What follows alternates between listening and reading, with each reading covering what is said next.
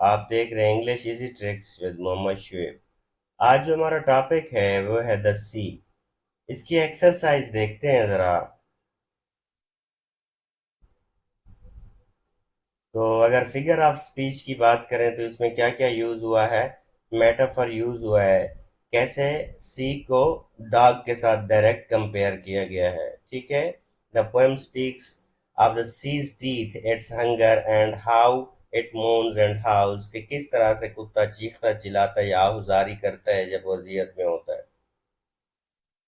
अगर पर्सोनिफिकेशन की बात करें तो किसको कहते हैं, किसी जानदार की खसूसियात किसी बेजान चीज को दे देना। तो ये हाईलाइट मैंने किया हुआ है, to give the sea human like qualities. ठीक है। The sea is said to be restless, calm and at peace. तो ये सारी खसूसियात किस में होती हैं, इंसान या इंसानों वाली खसूसियात हैं, किसी जानदार चीज की खसूसियात हैं जो कि समंदर को दे दी गई है। ठीक है। These qualities are not things that the sea literally possesses. ठीक है। तो ये वो खसूसियात नहीं है जो असल में समंदर के पास होती हैं, but they help the reader to understand the different moods of the sea. लेकिन इससे एक रीडर को पता चलता है कि कौन कौन से डिफरेंट मूड्स होते हैं समंदर के। ओनोमेटोपिया किसे कहते हैं, ओनोमेटोपिया असल में sounds associated with the sea, natural sounds को कहते हैं। Rumbling, tumbling, clashing, moans and howls, ये सारी समंदर की आवाजें हैं। जब पत्थरों से टकरा रही हूँ लहरों तो कुछ और तरह की आवाज होती है, जब वैसे रेत से टकरा रही हूँ तो कुछ और तरह की होती है, अगर हवा में हूँ तो तूफानी बारिश में तो कुछ और तरह की होती हैं। ठीक है। उसके बाद सिमिली है। The poem also uses simile to compare the calm sea to a dog that is quite so quiet, hardly snoring.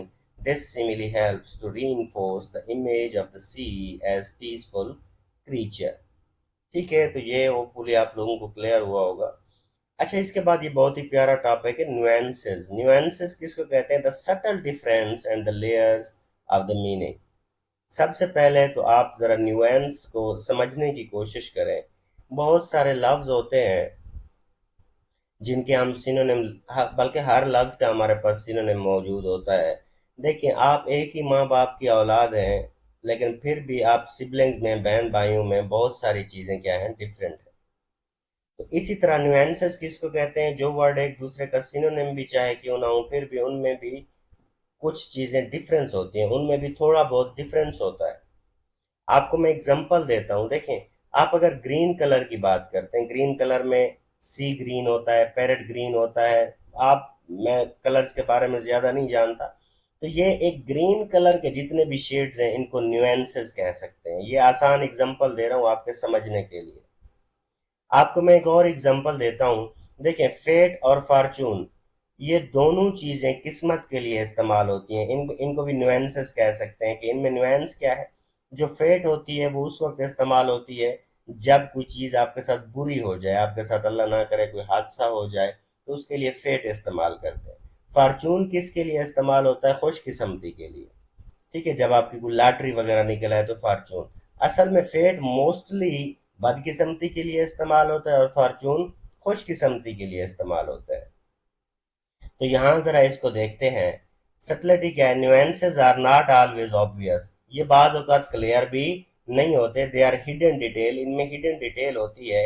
The slight variation in the tone, the underlying meaning that might not be immediately apparent. और बाज औकात ऐसा भी होता है कि फौरन आपको इनकी समझ भी नहीं आती। इंपॉर्टेंस इनको क्या है कि ये बहुत इंपॉर्टेंस होते हैं। तो यही अल्फाज ही तो होते हैं, कहते हैं ना कि वो शख्स अल्फाज इस्तेमाल करने में बड़ा मोहतात है, वो बहुत अच्छे अल्फाज इस्तेमाल करता है।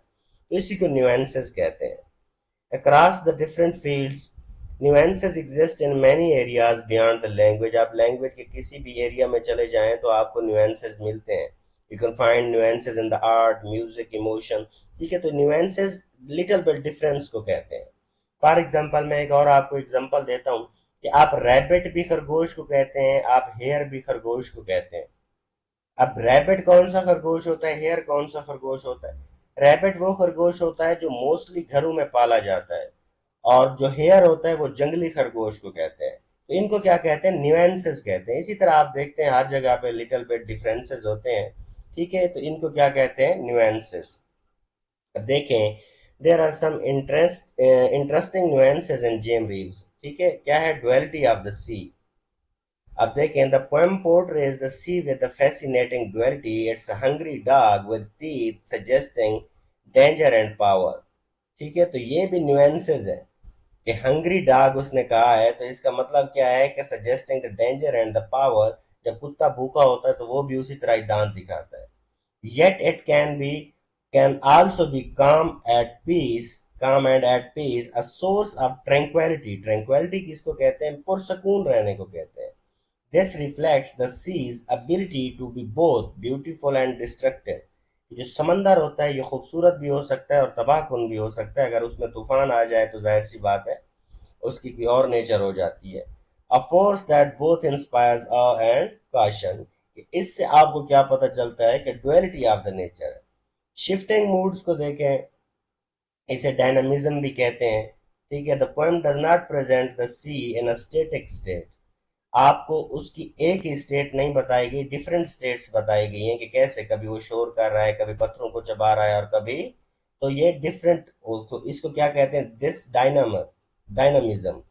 कि जब आपकी सिचुएशन चेंज हो रही थी, this dynamism reflects the unpredictable nature of the sea. ठीक है, कि आप कभी भी समंदर को प्रिडिक्ट नहीं कर सकते, constantly moving and responding to the external forces. कि चाहे आप बाहर की जितनी भी एक्सटर्नल फोर्सेस इस्तेमाल ही क्यों ना कर लें। उसके बाद आपके पास जो चीज आती है वो है एनोमेटोपिया। ओनोमेटोपिया किसको कहते हैं? नेचुरल साउंड्स को कहते हैं।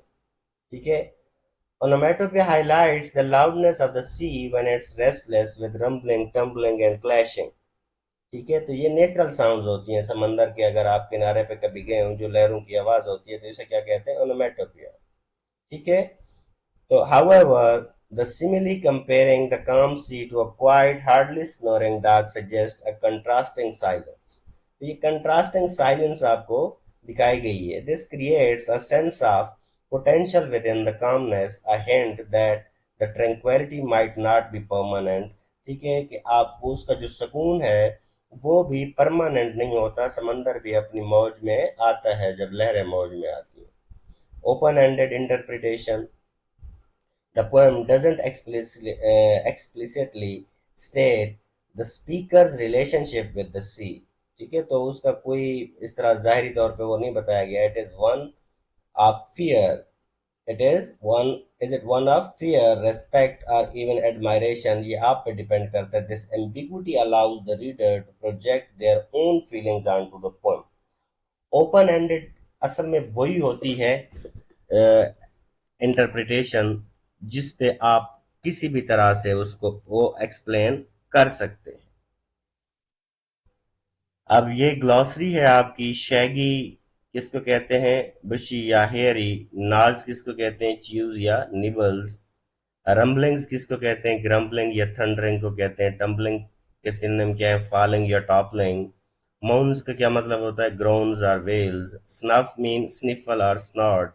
स्निफ का क्या मतलब है?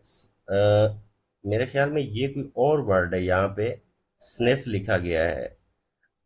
वीडियो एक मिनट में चेक कर लूं, मुझे ऐसा लगता है कि ये वर्ड कोई और है।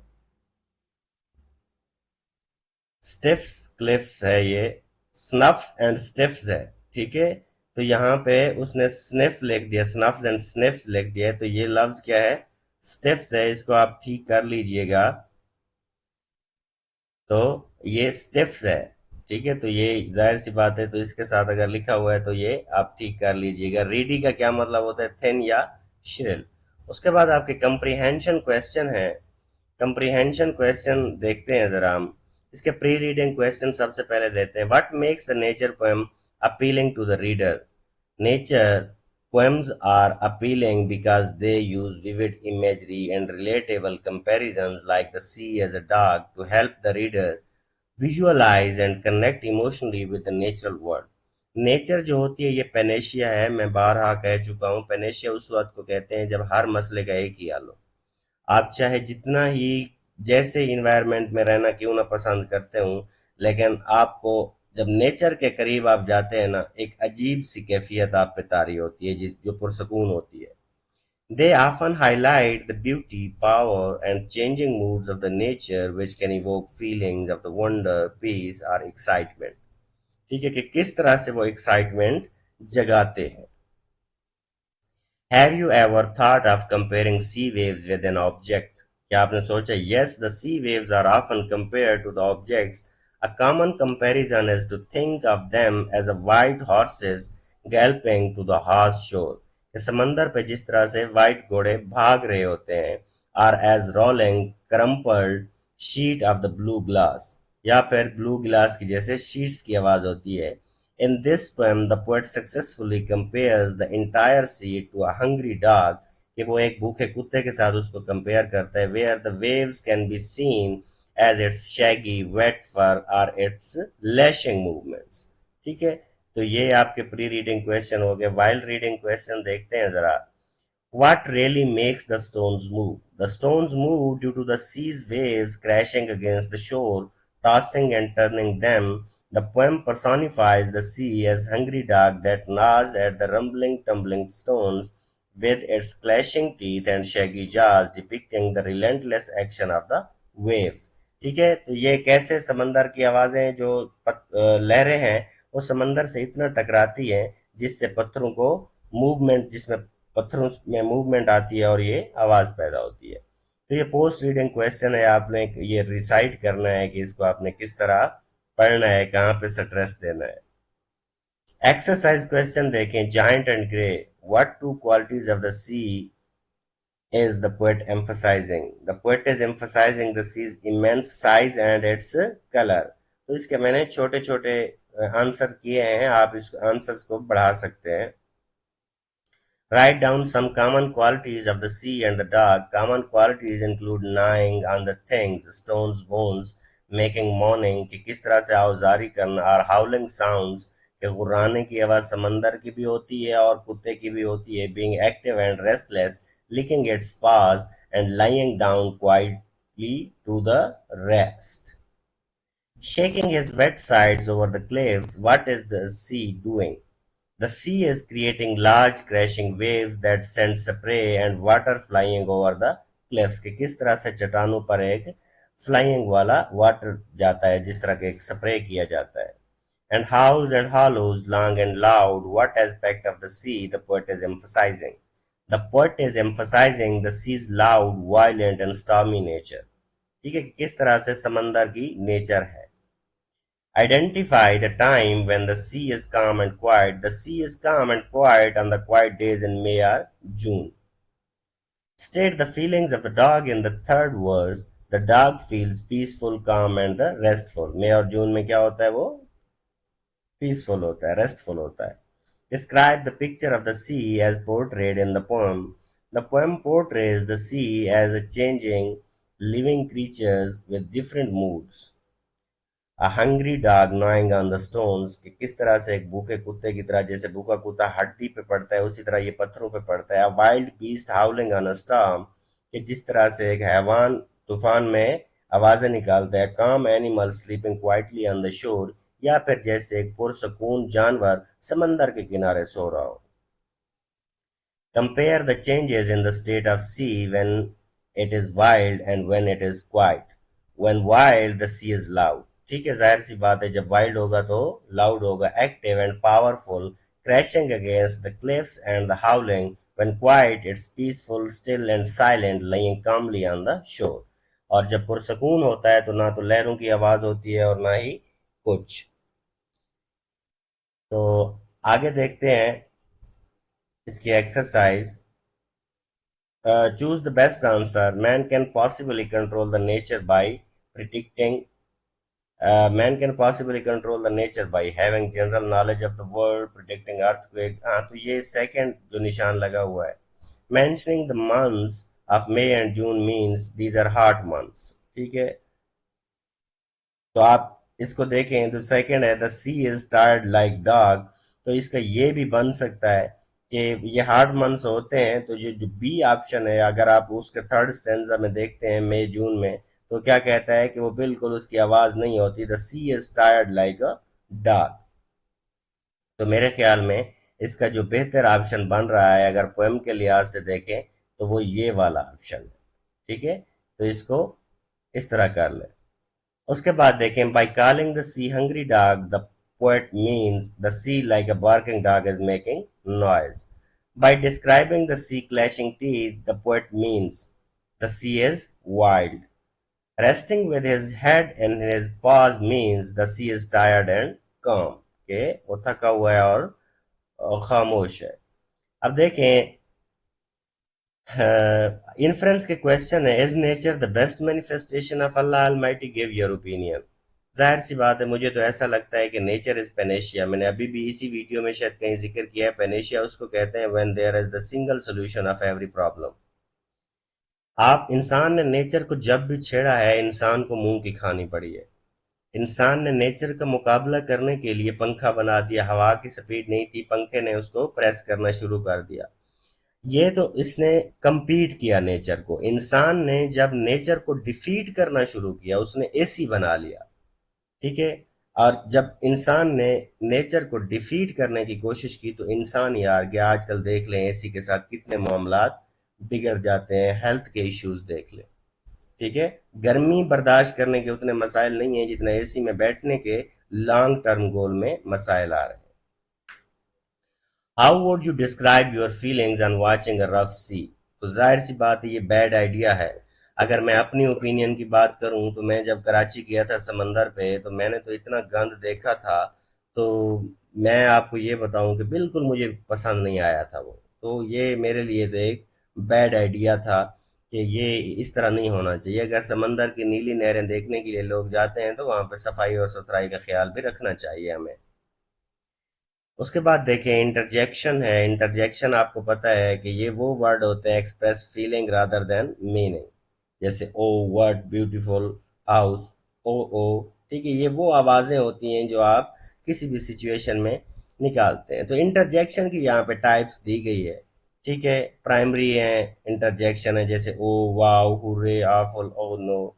सेकेंडरी इंटरजेक्शन की इनको कहते हैं, देखें यहाँ पे लिखा हुआ है word and phrases used to express the strong emotions. अब यहाँ पे देखें words and phrases used to express the milder emotion. Secondary क्या होते हैं? जो माइल्डर इमोशन होते हैं, जो कम होते हैं ताकत में. इसी तरह वॉलिटिव इंटरजेक्शन, वॉलिटिव किसको कहते हैं? आप are relating to the will, कि जो ख्वाहिश के मुताबिक होते हैं आपकी, जब आप कोई विश शो कर रहे हो. अब देखें, express the desire of an urgent request, come on, look out, help, stop, go away. तो डिफरेंट इमोटिव इंटरजेक्शन ये लिखे हुए हैं आपके कि किस तरह से interjection of the Joy and the delight, wow, congratulations, hurray, या हुर्रे. ठीक है. Hurrah, hurray, fantastic. तो ये सारे आप ये लिस्टें पढ़ लीजिएगा. मेरा नहीं ख्याल कि इसको ज़्यादा टाइम देने की ज़रूरत है.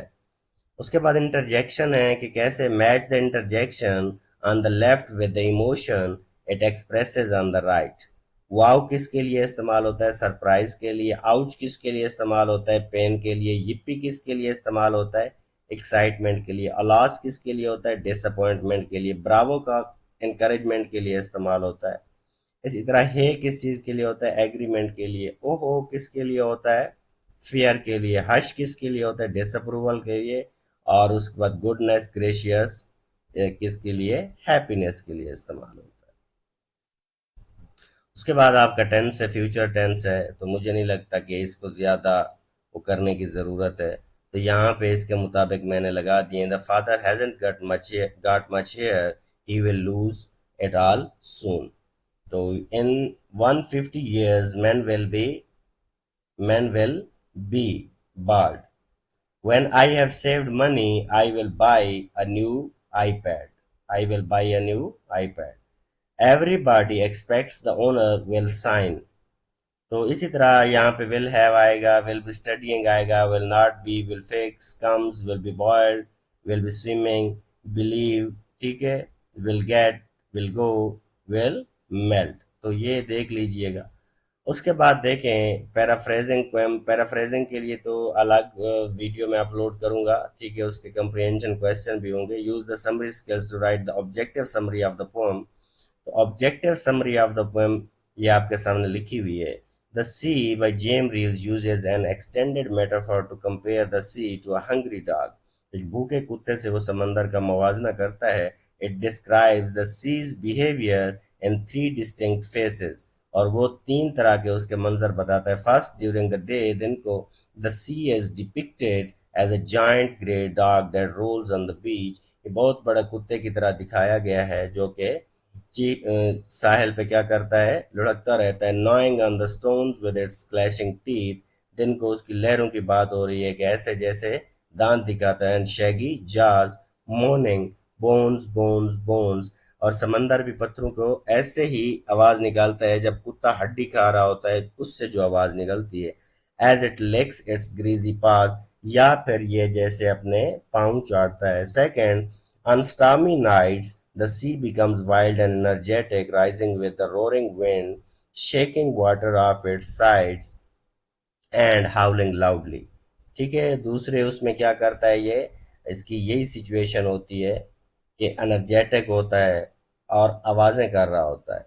Finally, in the calm days in May or June, the sea is quiet and still, lying on the shore with its head between its paws, barely snoring. The poem vividly captures the sea's dynamic nature, shifting between ferocity and tranquility through the imagery of the dog's action।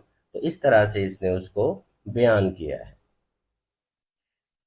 तो ये यहाँ तक आपकी exercise खत्म होती है। तो paraphrasing के लिए इंशाल्लाह मैं दूसरी वीडियो बनाऊंगा। होपफुली किसी हद तक मैंने आपकी हेल्प की होगी। Thank you so much.